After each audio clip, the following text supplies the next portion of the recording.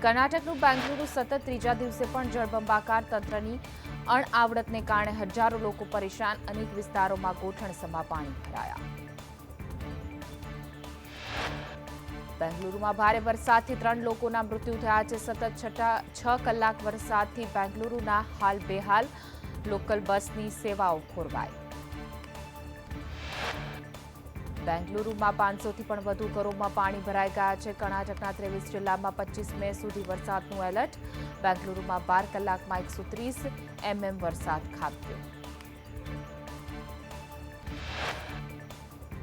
દેશના અનેક રાજ્યોમાં ભારે વરસાદનું એલર્ટ છે. જમ્મુ કાશ્મીર, હિમાચલ અને ઉત્તરાખંડમાં વરસાદની આગાહી છે. ગાજવીજ અને કરા સાથે વરસાદ થવાની શક્યતા.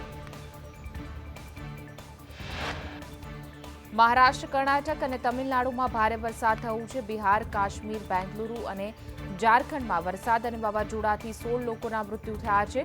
ઝારખંડમાં 5 લોકોના જ્યારે બેંગલુરુમાં 3 લોકોના મોત. 24 મે સુધી દેશના અનેક રાજ્યોમાં વરસાદની આગાહી. પંજાબ, હરિયાણા અને ઉત્તર પ્રદેશમાં થઈ શકે છે વરસાદ. તો દિલ્હી, એનસીઆરમાં 5 દિવસ ગાજવીજ સાથે વરસાદની આગાહી. ભર ઉનાળે આંધ્રપ્રદેશના વિજયવાડામાં ધીમી ધારે વરસાદ. શહેરના અનેક વિસ્તારોમાં પાણી ભરાયા. વેસ્ટર્ન ડિસ્ટર્બન્સને કારણે આસામના ગુવાહાટીમાં ધોધમાર વરસાદ. શહેરના અનેક વિસ્તારો અને રસ્તા પાણી થયા.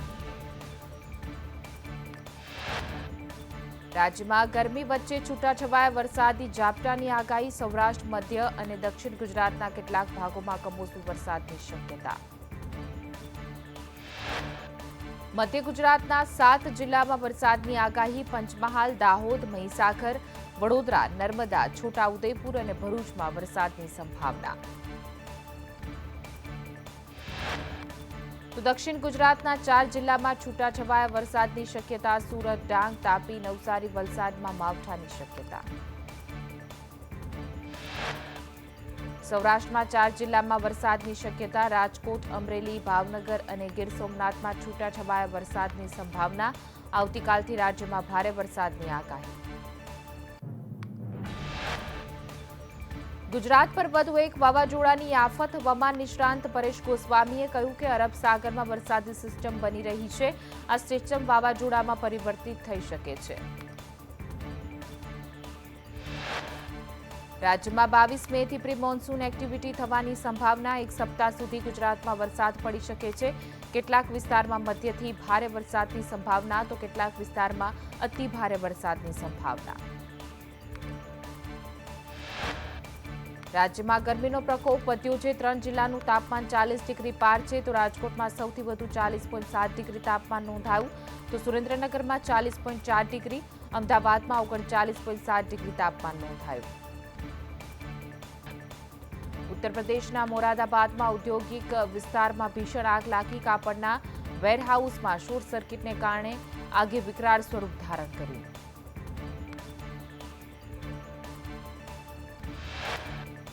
હરિયાણાના ગુરુગ્રામમાં ભીષણ આગ લાગી. ફર્નિચરના શોરૂમમાં સામાન્ય શોર્ટ સર્કિટને કારણે લાગેલી આગમાં વિકરાળ સ્વરૂપ ધારણ થયું.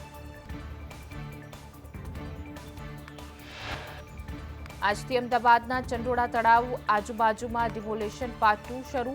બીજા તબક્કાના ડિમોલેશનમાં 2.5 લાખ ચોરસ મીટરમાં ગેરકાયદે દબાણ હટાવાશે.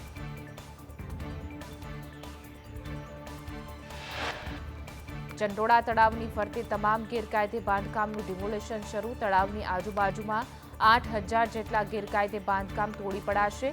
પહેલા ફેઝમાં 1.5 લાખ ચોરસ મીટર વિસ્તારમાં ડિમોલેશન કરાયું. ગેરકાયદે રહેતા બાંગ્લાદેશીઓનું ઠેકાણું બન્યું હતું. 3 થી 4 દિવસમાં ડિમોલેશન પાર્ટ 2ની કામગીરી ચાલી શકે તેવી સંભાવના છે. અગાઉ ચંડોળામાં 4,000 ગેરકાયદે મકાન તોડી પડાયા. ડિમોલેશન વખતે ચુસ્ત પોલીસ બંદોબસ્ત, 2 જેસીપી, 6 ડીસીપી સહિત 3,000 પોલીસ જવાનો હાજર રહેશે. 26 એસઆરપીની ટીમ પણ તૈનાત.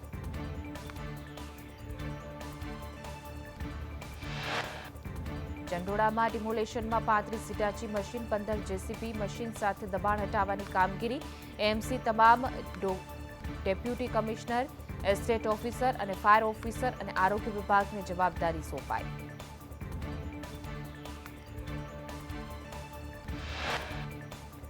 ચંડોળામાં ડિમોલેશનનું પોલીસ કમિશનરે કર્યું નિરીક્ષણ. ચંડોળા તળાવમાં 4 કલાકમાં 40%થી પણ વધુ દબાણ દૂર થયું. ડિમોલેશન બાદ ચંડોળા તળાવ જોવા મળ્યું સાફ.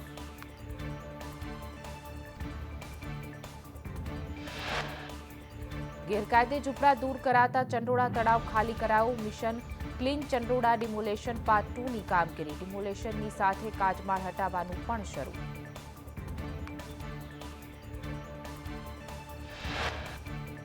અમદાવાદ પોલીસ કમિશનરે ચંડોળામાં ડિમોલેશન વખતે થયેલા વિવાદની માહિતી મેળવી.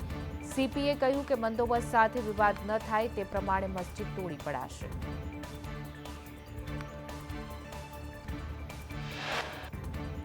ચંડોળા તળાવ ડિમોલેશન મુદ્દે જેસીપી શરદ સિંઘલનું નિવેદન આવ્યું સામે. કહ્યું કે ચંડોળા ફેઝ 2માં મોટાભાગના તમામ દબાણો દૂર થશે. સ્થાનિકોને પહેલેથી જ ઝૂંપડા ખાલી કરવા સૂચના અપાઈ ચૂકી છે.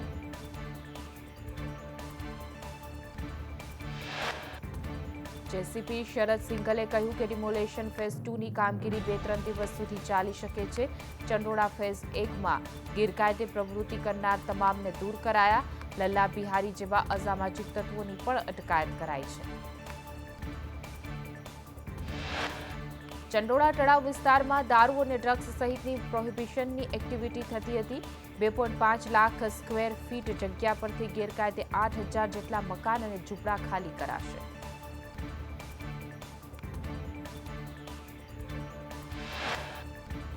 આપના ધારાસભ્ય ચેતર વસાવા અને ભરૂચના સાંસદ મનસુખ વસાવા સામે આવ્યા. ચેતર વસાવાએ દાવો કર્યો કે જિલ્લા તાલુકા પંચાયતની ચૂંટણીમાં આદિવાસી પ્રભુત્વવાળી 44 સીટો પર આપ જીતશે. ચેતર વસાવાએ કહ્યું કે જિલ્લા અને તાલુકા પંચાયતની સીટો પર આપ લડશે. મંત્રી અને સાંસદ દિવસ રાત ચેતરને યાદ કરે છે. રાત્રે ઉઠીને પાણી પીવે તો ચેતરને યાદ કરે છે. સાંસદ મનસુખ વસાવાએ વળતો પ્રહાર કરતા કહ્યું કે ચેતર વસાવા મર્યાદામાં બોલે તો સારું. આ બધા પાણીના પરપોટા છે. વેણ આવે ત્યારે પરપોટા ફૂટી નીકળે છે. મનસુખ વસાવાએ કહ્યું કે ભાજપના સંગઠનને કોઈ લલકારી ન શકે. આવનારા દિવસોમાં આપ ઝીરો થઈ જશે. ભાજપના શાસનમાં જે વિકાસ થયો એ ક્યારેય થયો નથી. રાજકોટના જીઆરપી અગ્નિકાંડના પીડિતોને ન્યાય માટે કોંગ્રેસ મેદાને ઉતરી. કોંગ્રેસ દ્વારા 5 દિવસ સુધી વિરોધ પ્રદર્શન કરાશે. ત્રિકોણબાગ ચોકથી કોર્પોરેશન કચેરી સુધી કોંગ્રેસ રેલી યોજશે.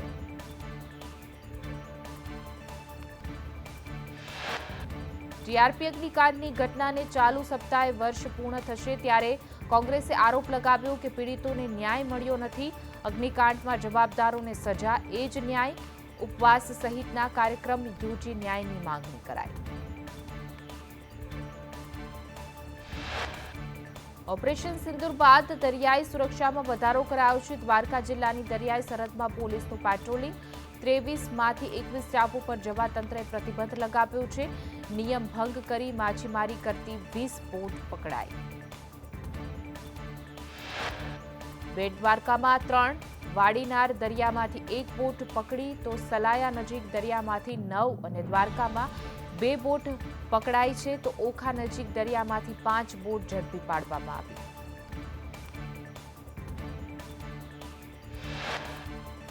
વડનગરમાં મ્યુઝિયમના 2 કર્મચારીઓને છૂટા કરાયા છે. સ્થાનિકોએ મ્યુઝિયમના અધિકારીને રજૂઆત કરતા મહિલા કર્મચારીઓની છેડતી કરનાર 2 કર્મચારીને છૂટી કરાયા છે. સુરતમાં મેટ્રો અને ગુલેરમેકની ઓફિસમાં હોબાળો થયો. 300 કામદારોની હકાલપટ્ટી કરતા મચાવ્યો હોબાળો. તુર્કીની ગુલેરમેક કંપનીએ હકાલપટ્ટી કરતા રોષ.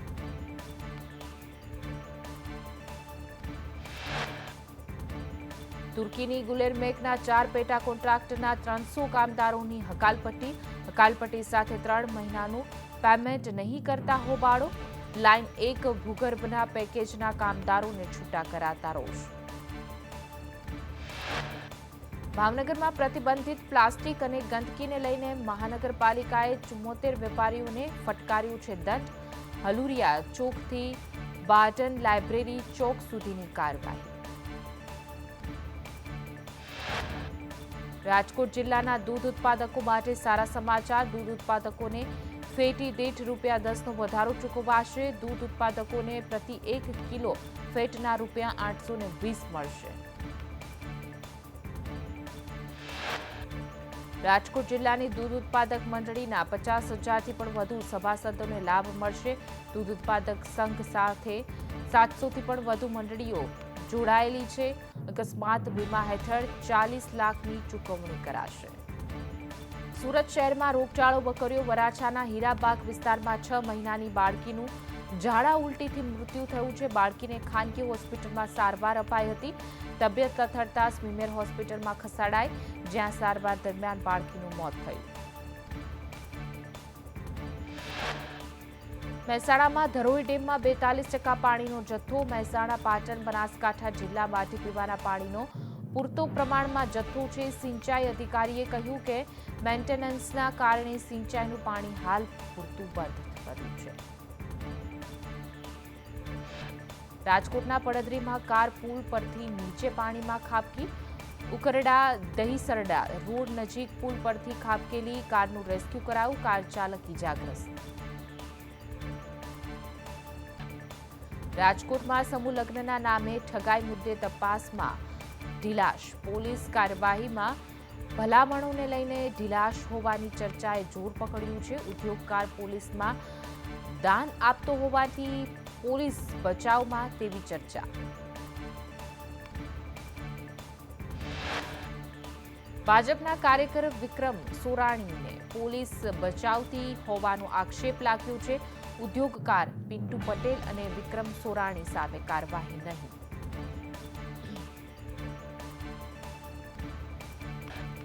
ગુજરાતમાં છેતરપિંડીના ગુનામાં વોન્ટેડ આરોપી ઝડપાયો। આરોપી વેશપલટો કરીને બુરખો પહેરીને ભાગે તેના પહેલા પોલીસે મુન્દ્રા પોલીસે ઝડપી પાડ્યો। આરોપી ઇમરાન વાદી સામે 20 જેટલા છેતરપિંડીના ગુના। મનરેગા કૌભાંડમાં દાહોદ પોલીસે અત્યાર સુધીમાં 12 સામે કાર્યવાહી કરી છે। પોલીસે 6 ટીમ બનાવી આરોપીઓને ઝડપ્યા।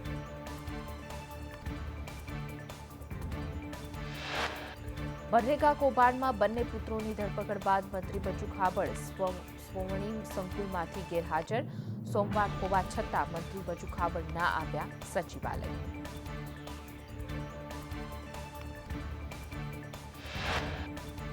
સુરતમાં રત્નકલાકારો માટે પેકેજની કોંગ્રેસની માંગ। રત્નકલાકાર કલ્યાણ બોર્ડની સ્થાપના કરવા માંગ। રત્નકલાકારના બાળકોને અભ્યાસમાં શિષ્યવૃત્તિની માંગ।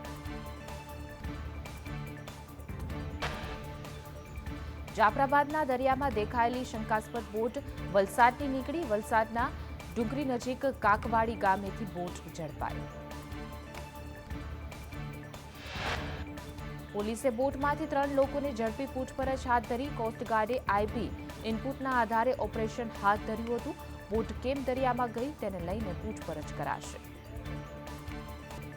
ગદ્દાર યુટ્યુબર જ્યોતિ મલ્હોત્રાને લઈ તપાસ તેજ। જ્યોતિએ અયોધ્યા, કાશી, મથુરામાં વિડીયો બનાવ્યા હતા। જ્યોતિ ઉત્તર પ્રદેશમાં ક્યાં અને કોને મળી હતી તે દિશામાં પણ તપાસ। સુરતમાં પણ વ્યાજખોરોના ગેરકાયદે દબાણો તોડી પાડવામાં આવ્યા। વ્યાજખોરો અજય શિરોયા સામે સખત કાર્યવાહી કરતા તેના ગેરકાયદે દબાણ પર બુલડોઝર ફર્યું। તંત્રની કડક કાર્યવાહીથી વ્યાજખોરોમાં ફફડાટ।